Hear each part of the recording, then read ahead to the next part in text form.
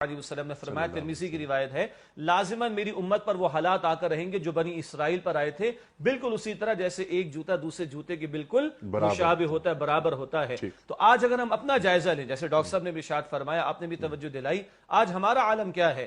دعویٰ ہے کہ مسلمان ہیں،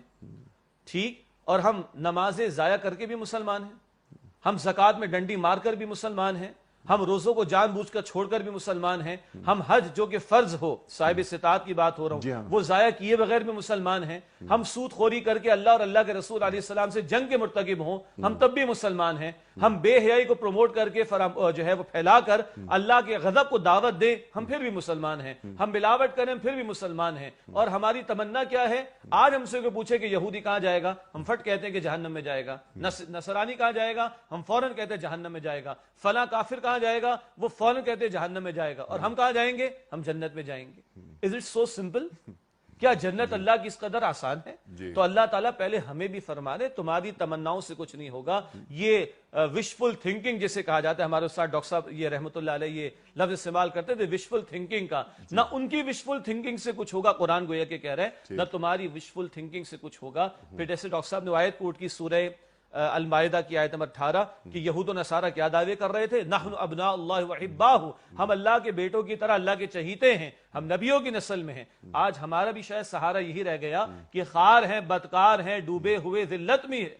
میں ہیں، کچھ بھی ہے اے مولا تیرے محبوب کی امت میں۔ وہ بھائی یقیناً محبوب کی امت میں کوئی شک نہیں صلی اللہ علیہ وسلم، مگر آج جو اس امت مسلمہ کے ساتھ دنیا میں ہو رہا ہے، جو دنیا کے کونے کونے میں پٹائی ہماری ہوتی رہی، کیا محبوب کی امت کے ساتھ ایسا ہونا چاہیے؟ آخرت تو بات کی بات ہے، دنیا میں ارزہ ترین خون اگر مسلمان کا ہے، 57 ممالک ہونے کے باوجود ہم کبھی عراق کے اندر کبھی افغانستان کے اندر کافروں کے سامنے کھڑے نہ ہو سکے، تو کیا یہ خیر امت قرار پانے کی مستحق نظر آتی ہے امت آج کے دور کے اندر؟ تو یہ جو آج ہماری وشفل تھنکنگ ہے، قرآن اس کا ذکر کر رہا ہے، نہ ان کی تمناؤں سے کچھ ہوگا، نہ تمہاری تمناؤں سے کچھ ہوگا۔ جب آپ گفتگو فرما رہے تھے تو بہت سادہ سی بات دل میں آئی تھی، آپ مجھے بتائیے انیف صاحب،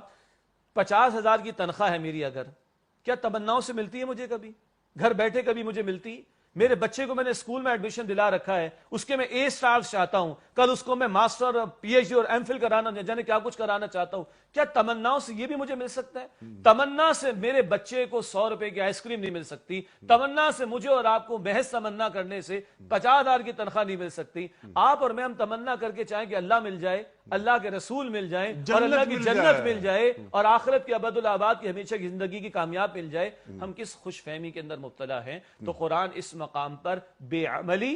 خوش فہمی، وشفل تھنکنگ کی نفی کر کے بندہ مومن کو ایک متحرک زندگی جو اعمال صالحہ والی ہو، یہ آگے ہم بات کریں گے، فقط اعمال کی بات نہیں کرتا قرآن، یہاں تو ایمان کے ساتھ اور صالحات کا ذکر اگلی آیت کے اندر آئے گا، وہ ہم بات کریں گے الگ سے۔ تو بنیادی میسج، محض اپنے آپ کو تمناؤں تک محدود نہ رکھو، اور بہت اچھی بات آئی کہ ہم کسی نسب کے ساتھ تعلق رکھتے ہوں کہ میں فلاں کی نسل میں سے ہوں، کہاں لے کے جائیں گے؟ بخاری شریف کی وہ حدیث، اللہ کے رسول مکرم علیہ السلام اپنے خاندان والوں کو جمع کر کے خطاب فرمائیں، اے خاندان بنو عبد المطلب، اے خاندان بنو ہاشم، اپنے آپ کو جہنم کی آگ سے بچاؤ، کل میں تمہارے کسی کام آنے والا نہیں۔ اے صفیہ میری پھوپھی جان، اپنے آپ کو جہنم کی آگ سے بچائیے، میں کل آپ کے کسی کام آنے والا نہیں۔ اور اے فاطمہ میری لخت جگر، بیٹا اپنے آپ کو جہنم کی آگ سے بچانا، کل میں تمہارے کسی کام آنے والا نہیں ہوں۔ اللہ کے رسول مکرم اپنے خاندان کے لوگوں کو، لخت جگر کو یہ فرما دیں، باقی کسی کی کیا اوقات یہ حیثیت رہ جاتی ہے کہ وہ اس پر مطمئن ہو کر بیٹھ جائے کہ میں فلاں کی نسل میں سے ہوں اور اس بنیاد پر میری بخشش ہو جائے گی۔ یہ سارے چور دروازے قرآن نے بھی اور رسول اکرم علیہ الصلوۃ والسلام نے بھی بند کر دی۔